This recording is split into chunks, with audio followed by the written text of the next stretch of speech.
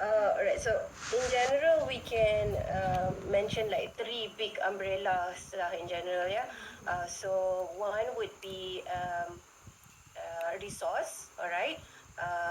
Second would be expansionism. Third would be response to Western imperialism, of course. So by this time, this is already the time of the American being superpower, even though the Allied forces, even though Britain was still, one of the major empires in the world, but this is sort of the era of the Americans have begun and they were peaking at this time, right? Japan, other than a few other of the bad people like Germany and so on, are considered as the bad side in the Pacific War or the Second World War. So they were given embargo, right, in regards to energy resources and other materials as well. So to get resources, resource acquisition was very important to them. So even though they were all over Southeast Asia, main region would have been Malaya and Dutch East Indies, yeah, what we call Indonesia today. So Malaya would be tin, rubber, other minerals, and then Dutch East Indies or Indonesia would be oil. They needed other raw materials as well, but oil was of course very attractive. And then we have other places here, such as Burma. They needed, because of interaction with India, they wanted to have that whatever border between Burma and India to have food there. And then, of course, in the Philippines, because that was becoming fort for the Americans, right? And then Vietnam, of course. So among other places, Thailand also one of the doorway to go to Malaya. So in regards to resource acquisition, this is also direct to response to Western imperialization because the U.S. embargo on oil was actually limiting Japan expansionism. Resource acquisition and response to West power definitely very much related. But they themselves had their own military goals, right? So the whole Pan-Asianism, the power of Asia as the block of the world. So that was the dream that Japan was painting to all of us under their colonialist power, right? So they also wanted to have control over our sea. And of course, Southeast Asia, as we know it, the history has been always very long in regards to the importance of our strategic junction in the sea trade route in the world. Of course lah, their own ideology that this is the time of the Asian people according to them, even though they were against the Chinese, ironically speaking. What else? Yeah, but they also had imperial ambition. So they wanted to be the next Britain or the next Germany in that sense. In general, those would be the summary of their motivation to come to this part of the world. All right, thank you, Doctor. It's very interesting insights. Which, in summary, there are three main umbrellas for Japanese occupation in South Asia, such as for resources. Second would be the expansionism ideology. The third one is the counter-reaction towards Western imperialism, which they will view as bad sides, right? Which they follow German and also Italy exist power, right?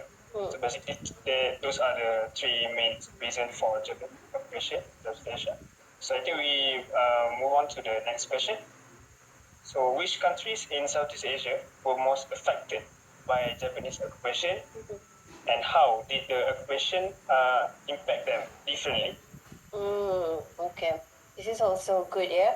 Although there are similarities in regards to why they came here, but of course there are a few unique reasons. Malaya for this particular reason, East Indies for this particular reason, Philippines for this particular reason. So if I could touch lightly on a few of them. So I also mentioned earlier, for Malaya and East Indies, definitely economic exploitation. Malaya definitely at that time was well known for tin mining and apa glory of its rubber taping industry. Rubber was one of the major traded commodity in the world at that time. We are speaking about, every single material was invented, or parts of them are done using rubber, right? And then tin, of course, all of those canned food and so on, even parts of weapons, parts of vehicles, everything was using tin. So Malaya's name was rather recognized for having the ability to provide that to many industries in the world. So Britain was definitely benefited greatly from having that food in Malaya for by now centuries already, right? So definitely economic exploitation, but also when they came here, there is availability of labor as well.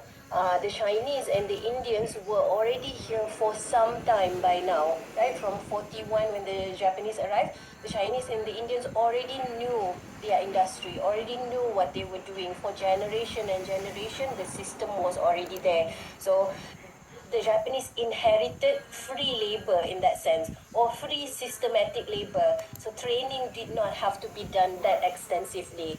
So that is another very attractive reason to come to Malaya. For Indonesia or the Dutch East Indies, also similar, somewhat similar, resource extraction. We always been told when they were in tanah Indonesia, they were looking for agricultural products. They were like pressing the labor of the people to do all of this pertanian and so on. And they did, yeah. So they push everybody, young men like yourself, like all in the field, in the sawah and everything. But actually, that was not the main reason. They were forcing them really terribly, and they were undergoing like hunger and so on, but that is only to train them to obey the Japanese master. What they really wanted in Indonesia, of course, was oil, these hydrocarbon, early hydrocarbon resources. So they wanted to fuel the war machines of the Japanese war machine from the discovery of oil in Indonesia. But of course, labor is a massive number of labor, yeah, in comparison to Malaya. And of course, Malaya and Indonesia became, they have always been strategic in that sense.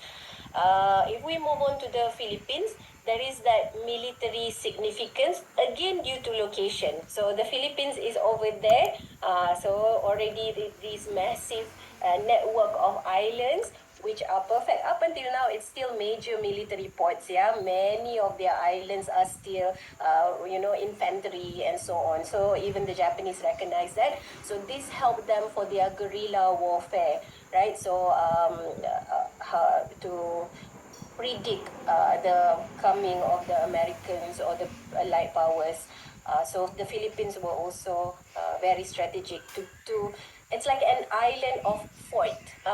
Macam in the ocean, they are the fort for the Japanese.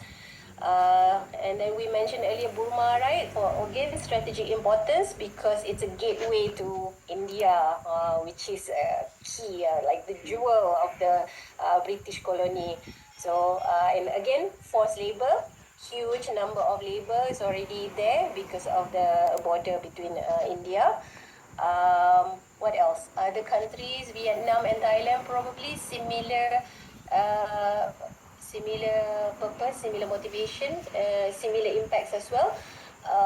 But Malaya and Indonesia seem to be key to the Japanese, yeah. And you also asked about impacts. So impacts are usually nationalistic movements. So in Malaya and Indonesia, we heard of all of this resistant movement, especially religious resistant movement. So there is an immediate response to them. Um, Both in Malaya and Indonesia, when the Japanese came, they knew not to continue the legacy of the British. So everything that the British did that the Malays didn't like, they did something else. So at first, they allowed madrasah. So in fact, they helped madrasah. They built their own school with their own language, their own calendar, their own anthem, and so on. They kind of force people to come to their school, but they they also motivate people. If you come to school, you come home with a tin of beras, a tin of rice. Otherwise, you don't get rice at all, right? So that is a motivation for parents to send their children to the Japanese school. But they didn't disallow religious schools from happening.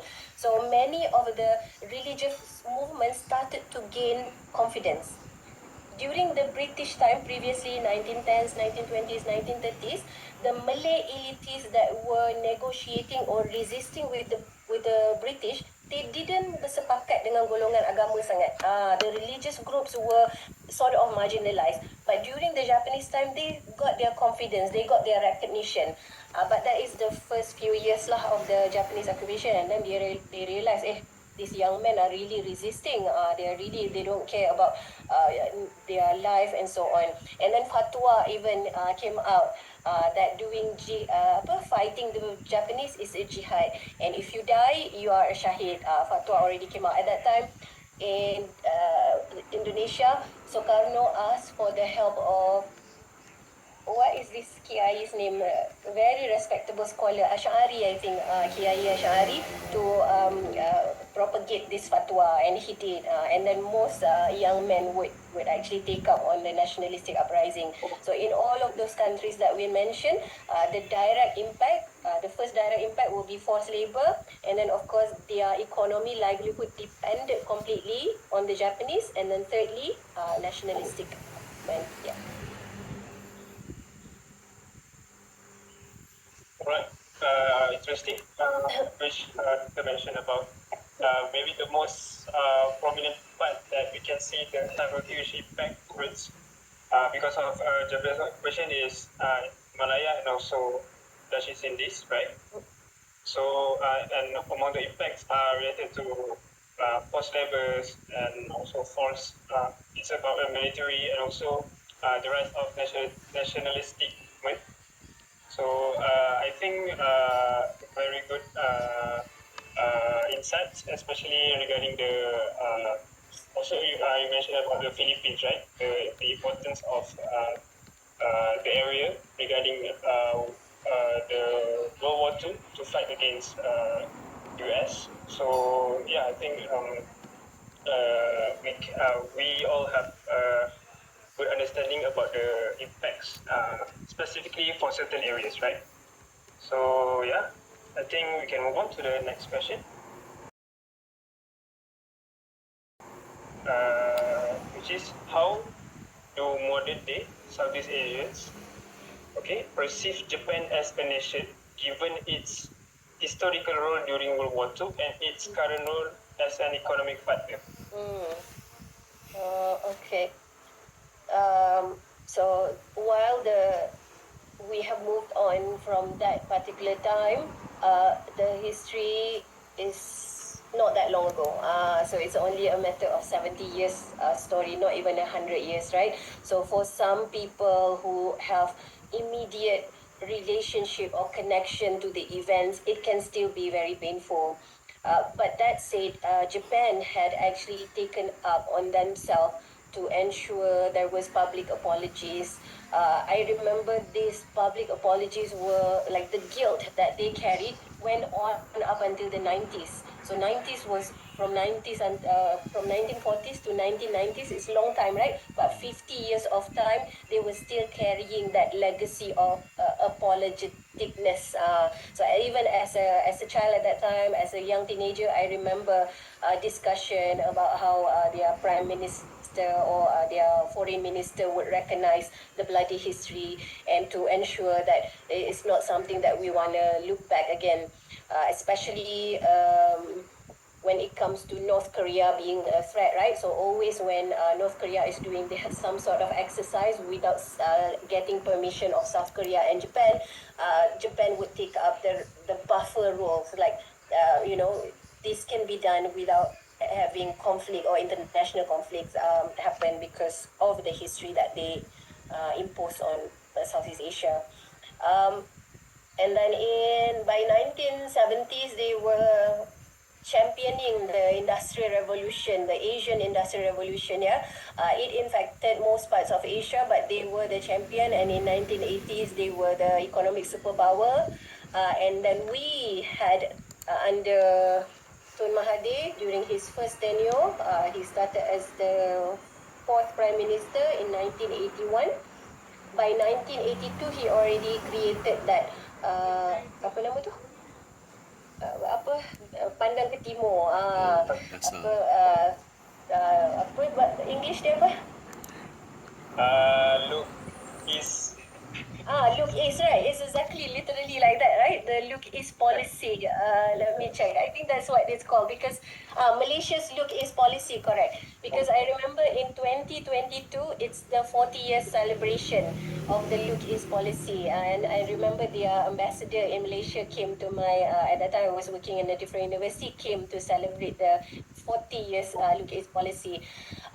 So in a way, given how terrible that they lost the war and even they themselves had to pick themselves up, worse than how we had to pick up ourselves up, right? So they were our colonialist power, all of the Southeast Asian country, but they were hit far, far, far more tragic than any of their colonies. So that sort of gave us familiarity with one another, that we are no longer a threat to one another, right? But of course, their history with China went way back, and the fact that they were the most cruel to Chinese people, regardless of where the Chinese people were. The Chinese were not even in China. The Chinese were in Malaysia, in Indonesia, in Thailand. Still, they were absolutely brutal to the Chinese.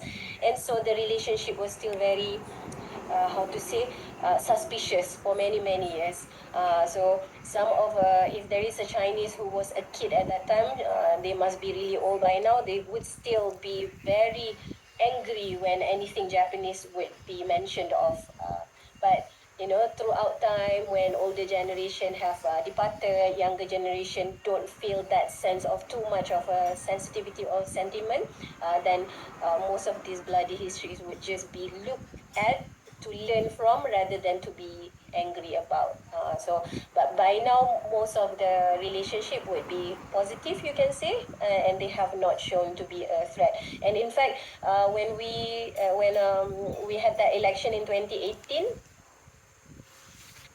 when Pakatan Harapan, the original in a way, Pakatan Harapan won, we had an immediate economic discussion with them, right? So they mentioned that we could have a bonding of 2 billion, is it 2 billion ringgit Malaysia, for them to help us in regards to the ECRL scandal and so on. So therefore, the relationship is kind of healthy. I don't know what is the development of that deal, but at least it showcased that it's a healthy relationship between Malaysia and Japan, at least. Yeah.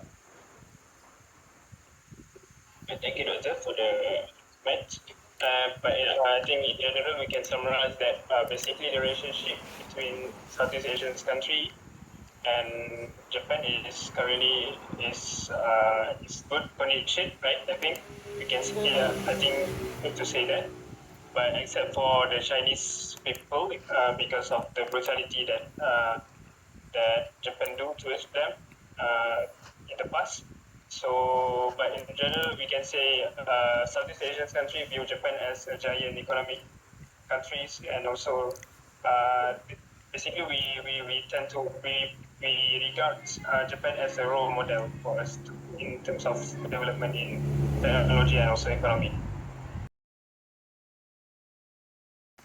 So the next question is, how do Southeast Asians today reconcile the negative aspects of the Japanese occupation with the positive influence Japan has had on the region in more recent times? Basically, it's about how they overcome the trauma, basically.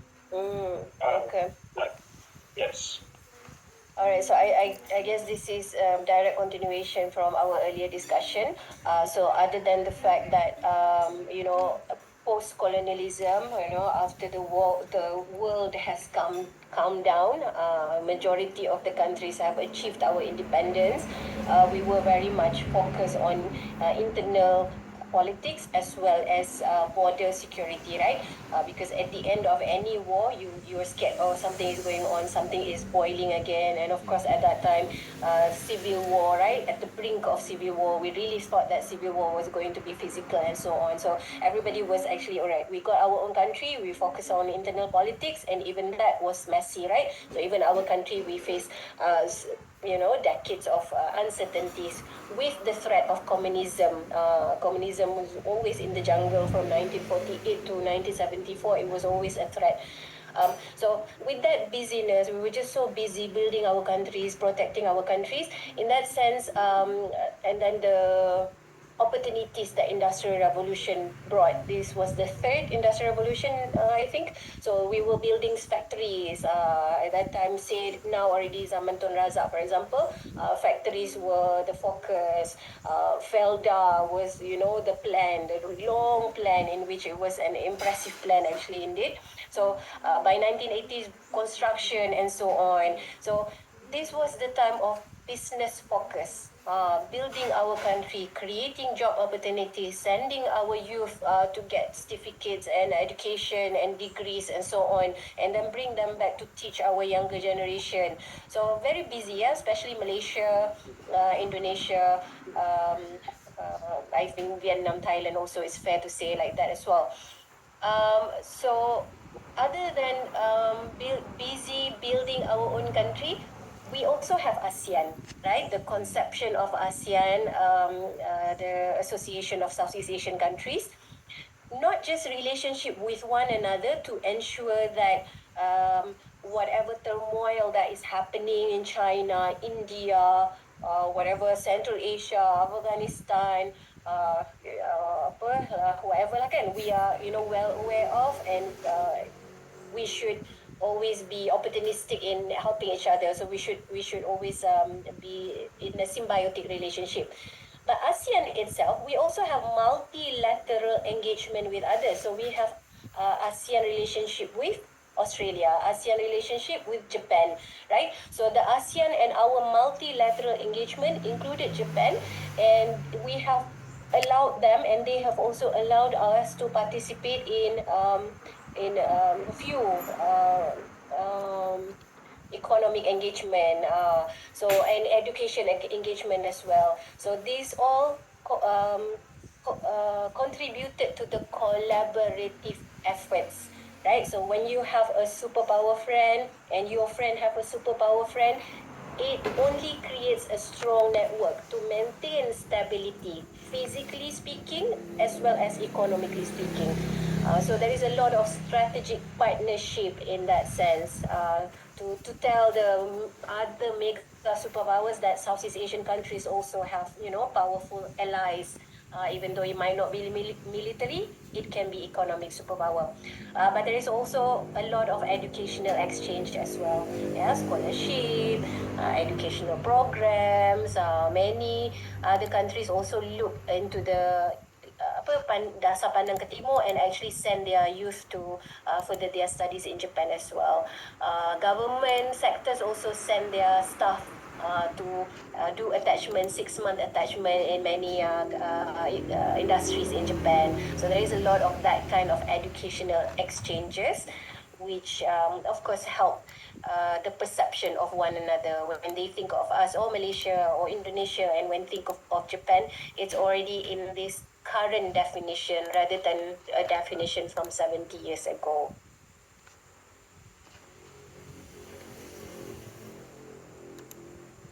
Thank you for your next question. I think basically we can summarize that basically the role of ASEAN, right? What you mentioned about the role of ASEAN in developing relationship. We want to develop ourselves in terms of economy and also education, right? And also we are busy in developing back our countries, right? Because of after the war, the impact after the war.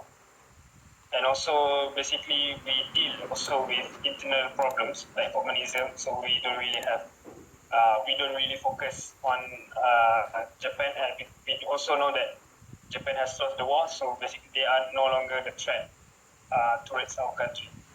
Right? So most of us will be opportunistic rather than to take revenge. There was no time. We're not even equipped to take revenge. We were nothing. Yeah, we were still building our countries. And even when Japan extended their hands, we took it as opportunistic rather than, I don't want to be friends with Japan. So basically, the time after 1960s was the time of building ourselves economically speaking, rather than be stuck in not being friends out of revenge. Yeah. Yeah, basically, if we want to take revenge, we cannot do that. We are not really capable. Not in that position at all, Cannot. even.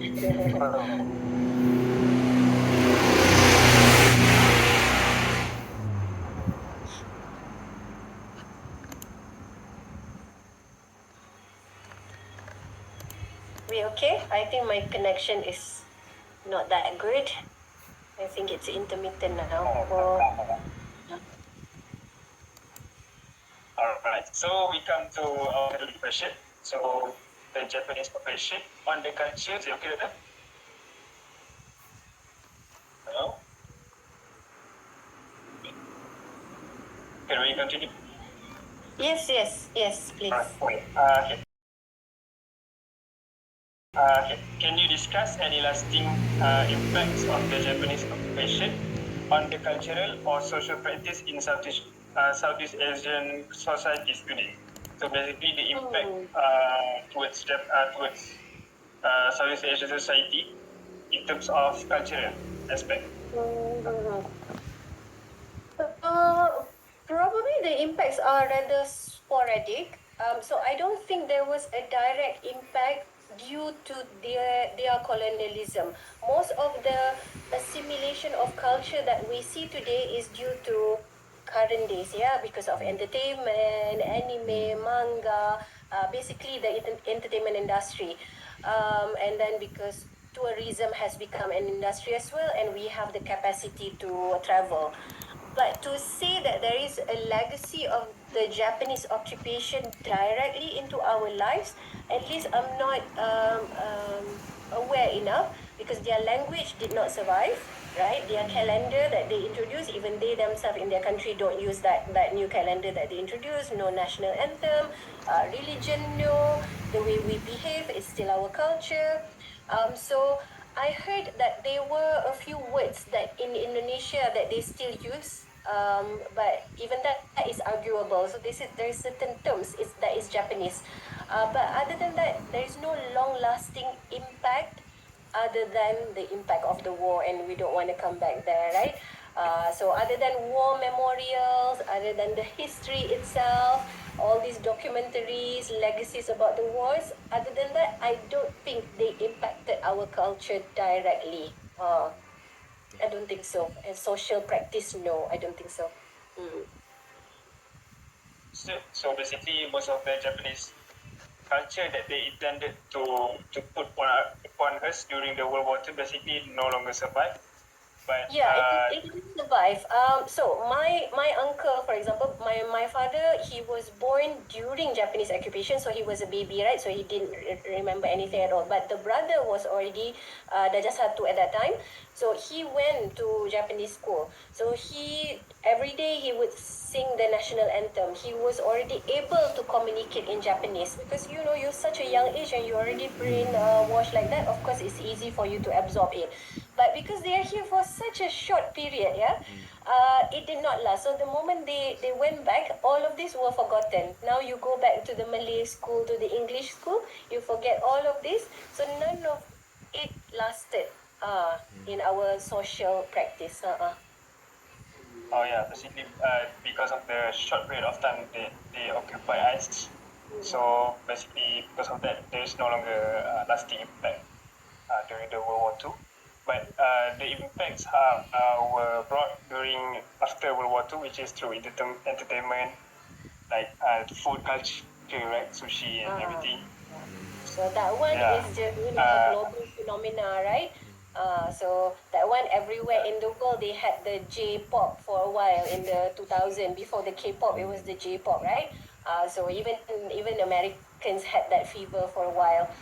But none of their cultures survive out of their colonialism. So if we want to say social impacts due to their colonialism, would be nationalistic uprising, the spirit of bravery, how the whole entire Malaya actually, came with with our own network of pahlawan, strategic thinker, psychological warfare, we all came together to fight them.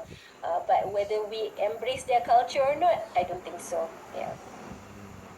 This is your views and all those that we received today. So thank you very much. Also very interesting insights and discussion we have today. Alhamdulillah, thank you very much. Alhamdulillah, we managed to submit our last assignment for this semester. So, okay, Doctor. That's it, everyone. All right. Thank you. All the best. Yeah. Good luck.